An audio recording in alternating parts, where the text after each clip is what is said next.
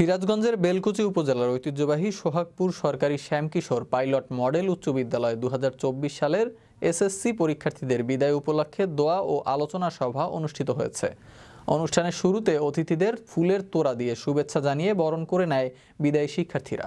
সোমবার দিনব্যাপী বিদায় অনুষ্ঠান ও আলোচনা সভার সভাপতিত্ব করেন সোহাগপুর সরকারি পাইলট মডেল উচ্চ বিদ্যালয়ের প্রধান শিক্ষক এস.এম. শহীদুল রেজা।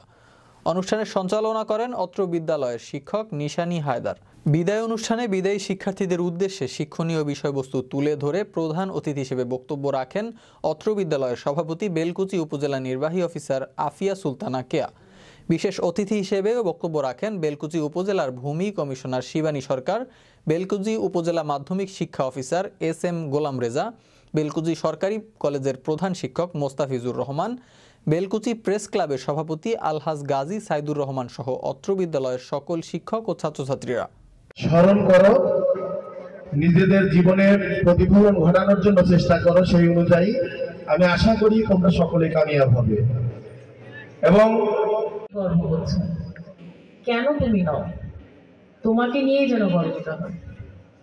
তুমি এমন কিছু করো যেন তোমাকে নিয়ে তোমার স্যাররা, প্রত্যেকটা স্যার যেন তোমাদেরকে নিয়ে গর্ব করতে পারে।